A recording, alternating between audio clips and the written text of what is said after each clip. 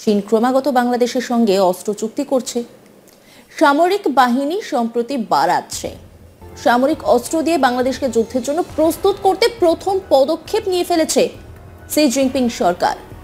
যদি তাই হয় তাহলে কিন্তু ঘোর বিপদের মুখে পড়তে চলেছে দিল্লি।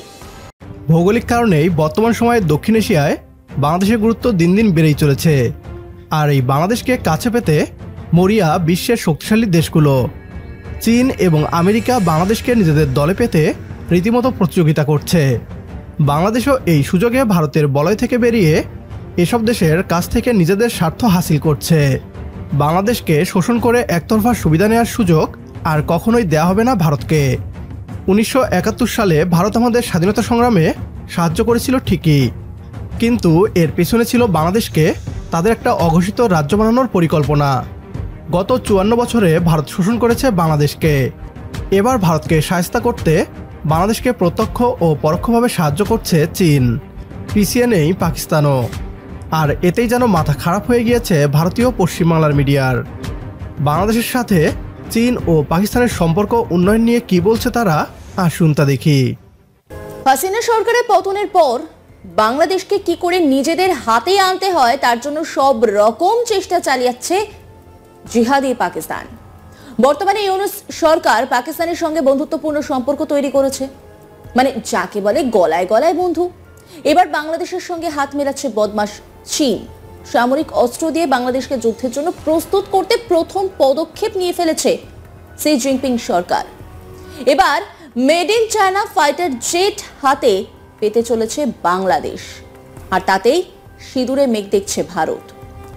হঠাৎ করে কেন এই ফাইটার জেট দিল বাংলাদেশকে? তাহলে কি পিছনে পিছনে ভারতের উপর হামলার ছক কষছে চীন, পাকিস্তান, বাংলাদেশ?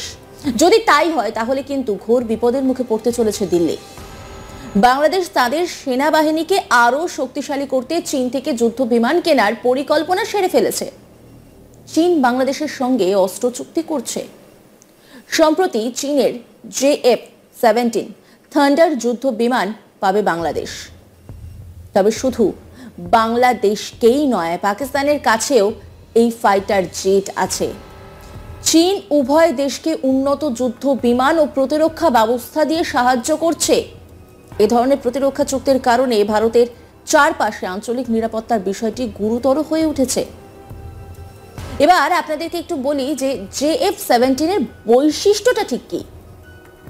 JF-17 থান্ডার হলো একটি একক ইঞ্জিন বিশিষ্ট যুদ্ধ বিমান। পাকিস্তানের যুদ্ধ বিমান বাহিনীর ক্ষেত্রে JF-17 থান্ডার মেরুদণ্ড। এটি ভারতের তেজসের মতো light weight multi role fighter jet. এটা একটি মাল্টি রোল ফাইটার। এবার নিশ্চয়ই মনে প্রশ্ন আসছে যে মাল্টি রোল ফাইটার এই জেটের বৈশিষ্ট্য কি? অনেক দূর থেকে হামলা করা যায়, প্রতিপক্ষের যুদ্ধ বিমানকে পিছু করা, প্রতিকূল আকাশ সীমায় ঢুকে বিপক্ষের ঘাঁটি মাটির খুব কাছাকাছি নেমে হামলা করা, এই সব করতে পারে। বাংলাদেশ একটি স্বাধীন ও সার্বভৌম রাষ্ট্র। আমাদের জন্য যা ভালো হবে আমরা সেটাই করব। বাংলাদেশের বন্ধুরূপী শত্রু ছিল ভারত। বন্ধুত্বের নাম করে একতরফা সুবিধা নিত নরেন্দ্র মোদীর দেশ ভারত। তারা বাংলাদেশের এগিয়ে যাওয়ার পথে বাধা হয়ে দাঁড়াতো।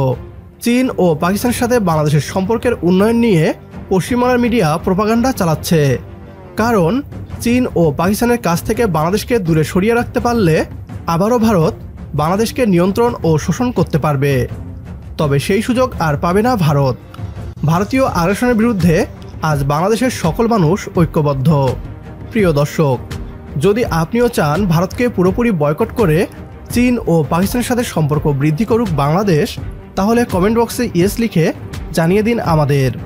সেই সাথে ভিডিও শেয়ার করে দেখার সুযোগ করে দিন আপনার বন্ধুদের। পরবর্তী ভিডিও দেখার আমন্ত্রণ জানিয়ে বিদায় নিচ্ছি আজ। আল্লাহ হাফেজ।